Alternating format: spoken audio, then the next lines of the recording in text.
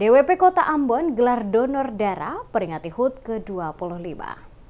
Dalam rangka memperingati hari ulang tahun ke-25, Dharma Wanita Persatuan atau DWP Kota Ambon bekerja sama dengan Palang Merah Indonesia atau PMI menyelenggarakan kegiatan donor darah. Acara yang mengusung tema penguatan fondasi transformasi organisasi DWP menuju Indonesia Emas 2045 ini berlangsung di Unit Layanan Administrasi atau ULA Balai Kota Ambon pada Kamis 14 November. Penasehat DWP Kota Ambon Desi Kaya menjelaskan bahwa kegiatan yang melibatkan aparatur sipil negara atau ASN dan anggota TNI Polri ini merupakan agenda tahunan DWP sebagai wujud kepedulian sosial bagi warga Kota Ambon. Disebutkan, kegiatan ini adalah komitmen dari seluruh pengurus DWP untuk memberikan yang terbaik bagi masyarakat. Menurut Desi, donor darah memiliki nilai kemanusiaan yang tinggi dan bermanfaat bagi pendonor maupun penerima. Darah yang disumbangkan dapat membantu mereka yang membutuhkan, baik dalam keadaan darurat maupun untuk perawatan medis. Kegiatan ini terkandung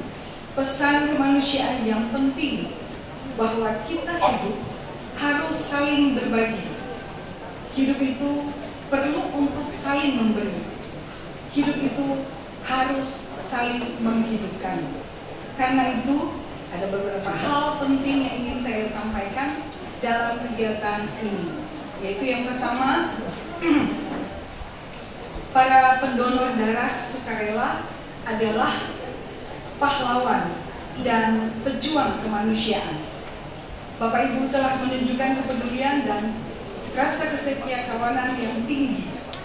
Bapak Ibu memberi contoh ibadah yang sejati dengan tulus dan ikhlas.